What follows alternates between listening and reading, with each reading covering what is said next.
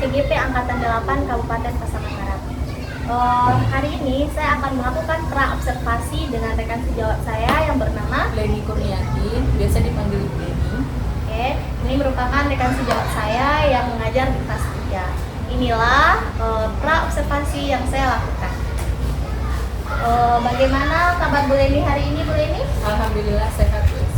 Oke, terima kasih ya Bu Leni sudah meluangkan waktunya hari ini untuk kita berbincang-bincang. Oke, Bu Leni, hari ini kita akan melaksanakan pra-observasi sebelum saya masuk ke kelas Bu Leni. Untuk itu sebelumnya kita harus tahu dulu supervisi akademik ini dilakukan untuk mengetahui dan mengevaluasi proses pembelajaran yang telah dilakukan. Dan hari ini tujuan pra-observasi kita lakukan adalah untuk mempersiapkan awal sebelum supervisi agar nantinya Bu Leni bisa memberikan pembelajaran yang bermakna bagi siswa dan Bu Leni mempunyai banyak waktu untuk merancang kegiatan seperti apa yang akan dilakukan nantinya. Oke, beberapa pertanyaan yang ingin saya tanyakan kepada Bu Leni. Pertama, kira-kira Ibu Leni bidang studi apa nih yang akan dibuat ketika saya akan melakukan supervisi di kelas Bu Leni? Bahasa Indonesia, Bahasa Indonesia ya Bu Leni ya. Terus apa tujuan pembelajaran yang ingin Ibu capai di bidang studi bahasa Indonesia ini? Tujuan pembelajarannya yang pertama, dengan membaca wacana berjudul benda yang terbuat dari kayu, siswa dapat menemukan contoh benda yang terbuat dari kayu yang sesuai dengan wacana tersebut. Kemudian yang kedua, dengan menjawab pertanyaan pada persiapan bercerita, siswa mampu menceritakan kembali informasi secara lisan tentang proses pengolahan benda dari kayu. Berarti tujuannya yaitu tentang siswa mampu menyebutkan contoh benda yang terbuat dari kayu. Terus siswa juga dapat menyebutkan proses pengolahan kayu ini ya Bu Leni, serta apa manfaat dari benda-benda yang terbuat dari kayu ini ya Bu Leni ya. Oke, pertanyaan selanjutnya, kira-kira nih aspek pengembangan yang Ibu Leni ingin capai apa? Yang pertama itu dari segi kognitif. Siswa mengetahui contoh benda yang terbuat dari kayu dan bagaimana proses pengolahan kayu tersebut. Kemudian yang kedua itu dari segi sikap. Di sini saya menilai sikap jujur, disiplin, tanggung jawab, santun, peduli, dan percaya diri.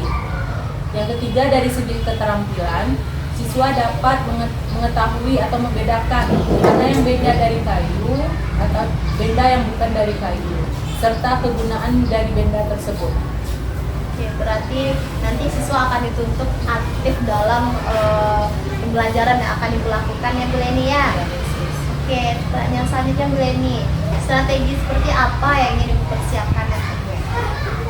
Di sini saya menerapkan model pembelajaran example non example dengan prosesnya. Yang pertama, guru mempersiapkan video pembelajaran yang sesuai dengan tujuan pembelajaran. Kemudian yang kedua, guru menayangkan video pembelajaran melalui LCD. Kemudian guru memberikan petunjuk dan memberikan kesempatan kepada peserta didik untuk memperhatikan video pembelajaran tersebut. Yang keempat, melalui diskusi kelompok yang beranggotakan 4-5 orang, hasil diskusi dari analisis video tersebut dicatat pada kertas.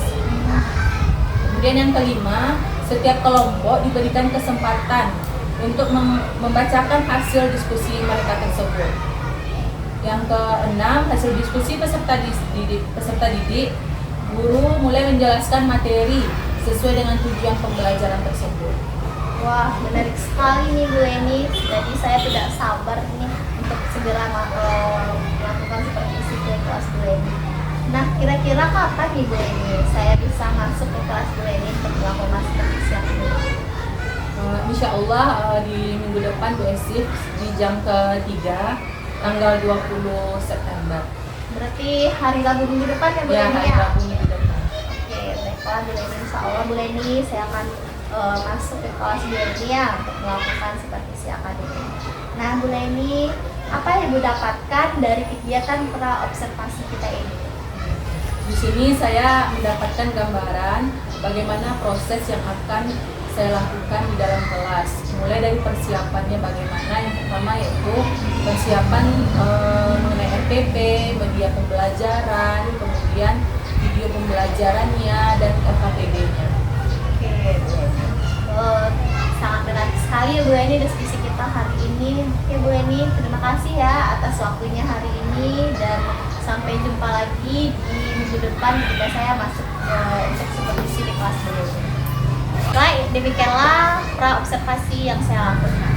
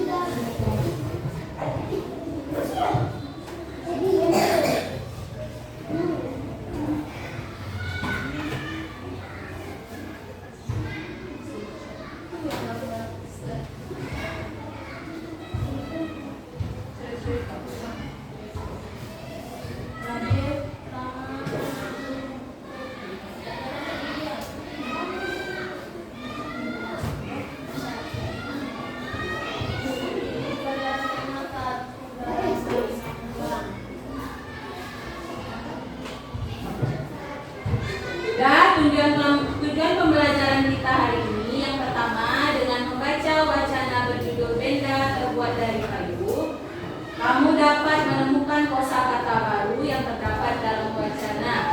Kemudian yang kedua, tujuannya yaitu dengan membaca pertanyaan pada persiapan bercerita, siswa mampu menceritakan kembali informasi secara lisan tentang benda-benda di sekitarnya yang terbuat dari kayu dengan percaya diri. Yang ketiga, dengan melakukan praktek musyawarah, siswa mengetahui arti penting melakukan musyawarah untuk menyelesaikan musyawarah dengan tepat. Yang keempat, dengan menjawab pertanyaan seputar musyawarah, siswa dapat menceritakan pengalamannya dalam melakukan musyawarah dengan tepat. Ya, tapi sebelumnya kita sudah belajar tentang apa? Sebelumnya kita sudah belajar tentang apa? Tentang benda. Nah, apa itu benda?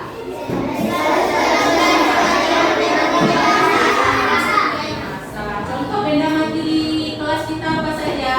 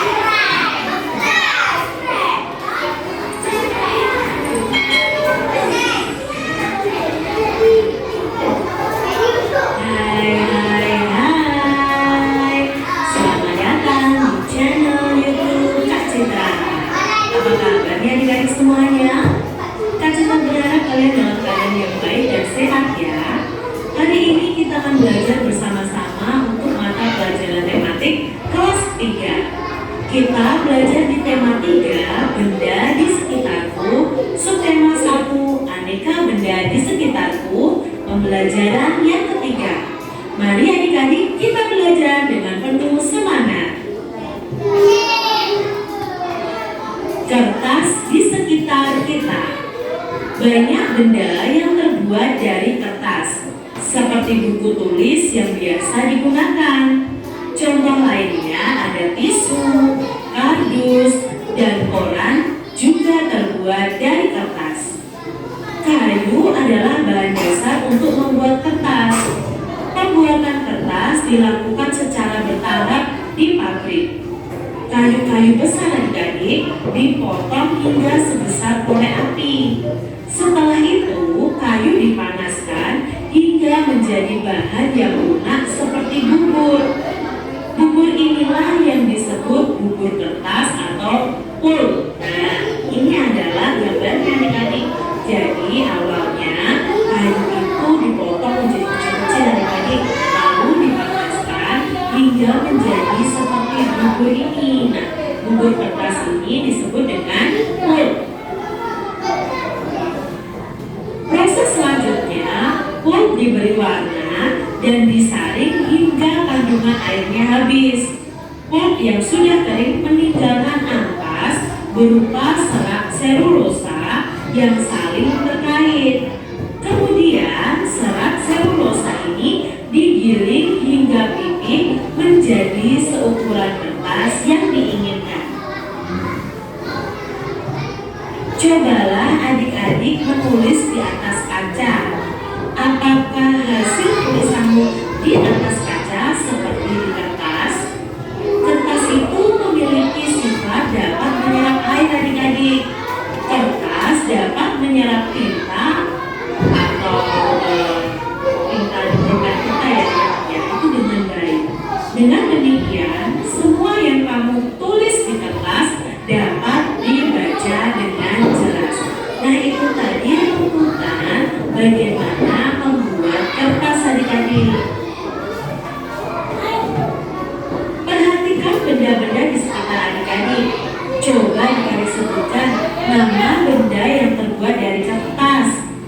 Ya, contohnya ya di sini ada buku, tisu, layang-layang, kardus, pesawat kertas, undangan, nota belanja, gambar presiden, dan lain sebagainya itu terbuat dari kertas.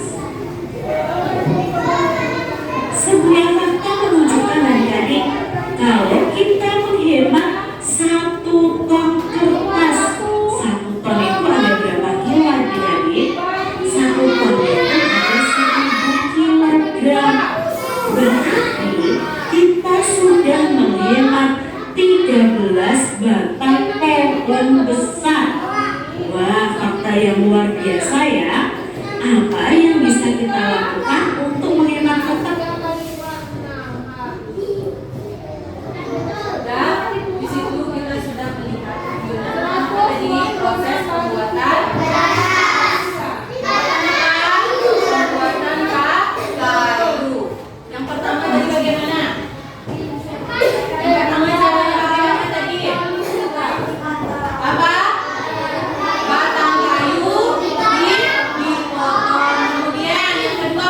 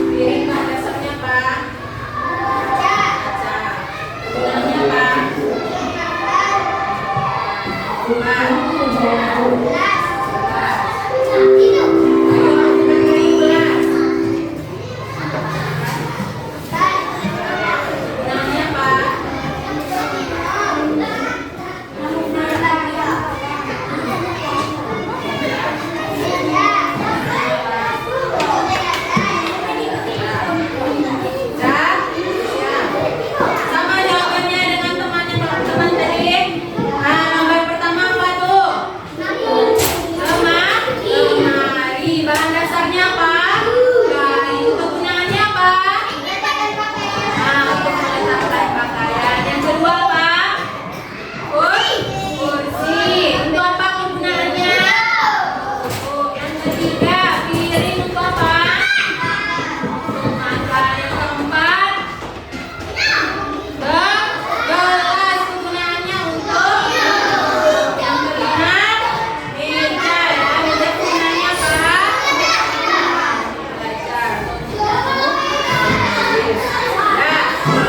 Ya, sama jawaban semuanya. Sama. Nah, berarti bagaimana? Sudah mengerti tentang kayu? Sudah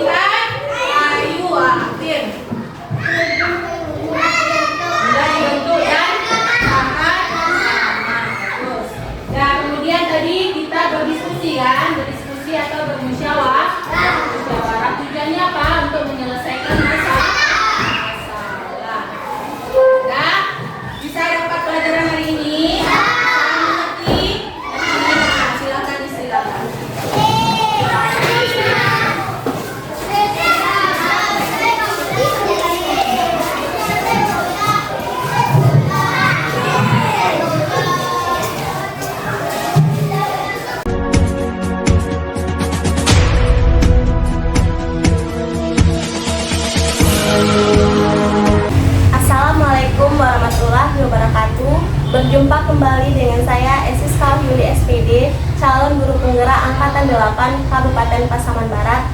Pada kegiatan pasca observasi supervisi akademik kali ini, saya ditemani oleh Ibu Yusmita SSIMM selaku pengajar praktik dalam program guru penggerak dan Ibu Leni Kurniati SPD selaku rekan sejawat saya yang diobservasi pada kegiatan supervisi akademik. Assalamualaikum Bu Yusmita dan Bu Leni. Waalaikumsalam. Apa kabarnya hari ini? Alhamdulillah. Oke, baiklah. Untuk pasca observasi ini saya akan memberikan pertanyaan untuk evaluasi sejauh mana proses pembelajaran yang telah Ibu lakukan. Untuk pertanyaan yang pertama, bagaimana perasaan Ibu terkait dengan jalannya observasi di kelas? Perasaan saya, karena ini awal saya diobservasi oleh Bu Esis, saya merasa tegang karena belum terbiasa. Tapi alhamdulillah berjalan dengan lancar. Ya, oke Bu. Bisa dijelaskan kembali Bu area pengembangan apa yang Ibu lakukan di kelas, kemudian langkah-langkah pembelajaran apa yang sudah Ibu lakukan? Tahapan yang saya lakukan, yang pertama itu membuat perangkat pembelajaran. Kemudian untuk area pengembangan, saya dalam aspek kognitif, afektif, psikomotor. Dalam aspek kognitif itu siswa dapat mengetahui contoh benda yang terbuat dari kayu serta proses pengolahan kayu. Kemudian dari segi aspek afektif, di sini saya menerapkan sikap jujur, disiplin, tanggung jawab, santun, peduli, dan percaya diri.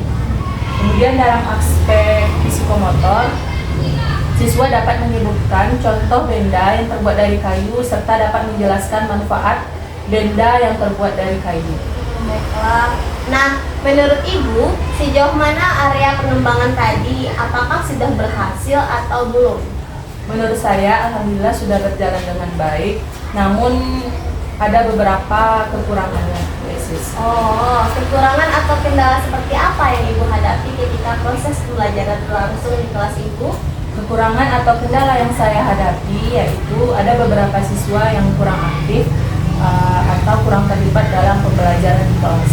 Oh, berarti siswa yang kurang terlibat aktif di dalam kelas karena mengandalkan temannya ya Bu dalam mengerjakan tugas yang Ibu berikan. Nah, kira-kira nih menurut Ibu, mengapa hal itu bisa terjadi dan mengapa masih ada beberapa siswa yang kurang terlibat aktif ketika pembelajaran di kelas? Mungkin di dalam kelas saya belum membagi kelompok berdasarkan gaya belajar siswa yaitu audio, visual, dan kinestetik, sehingga masih ada siswa yang tidak terlibat aktif dalam pembelajaran di kelas. Baiklah Bu, berarti itu rencana ke depan ya Bu, bahwa Ibu akan menyesuaikan dengan kenyamanan siswa serta membagi siswa Ibu sesuai dengan gaya belajarnya masing-masing, yaitu siswa yang gaya belajarnya audio, visual, dan kinestetik. Seperti itu ya Bu? Iya Ibu. Oh, baiklah Bu, mudah-mudahan apa yang Ibu rencanakan untuk kedepannya akan terrealisasi dengan baik dan lancar. Dan saya tidak sabar lagi untuk menunggu kabar baik dari Ibu Leni. Nah, kira-kira kapan Ibu akan melaksanakan perubahan terhadap rencana yang akan Ibu lakukan tadi? Insya Allah akan secepatnya dilakukan. Baiklah Bu, terima kasih banyak atas jawaban-jawabannya. Mudah-mudahan apa yang Ibu rencanakan dapat terrealisasi dengan baik ya Bu. Oke, baiklah Bu, untuk selanjutnya saya beri kesempatan kepada Ibu Yusmita selaku pengajar praktik untuk memberikan umpan balik atau tanggapan terkait kegiatan observasi di kelas dan pasca. Terima kasih Bu Esis. Secara keseluruhan observasi yang telah dilakukan itu udah baik karena udah berjalan sebagaimana mestinya ya. Apa-apa yang dilakukan udah, tahapan apa yang dilakukan udah dilaksanakan.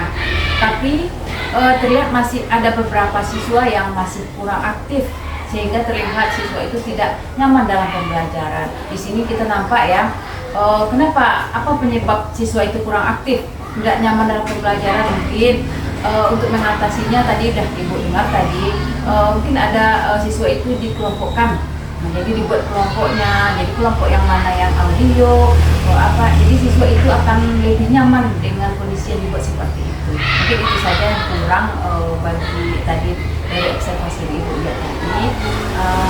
Kedepannya mungkin sudah lebih baik. Itu Isis. Terima kasih Bu. Baiklah, demikian kegiatan supervisi akademik yang meliputi pra-observasi, observasi, dan pasca observasi di kelas. Terima kasih banyak ya Bu Isnita dan Bu Leni. Saya akhiri dengan wassalamualaikum warahmatullahi wabarakatuh.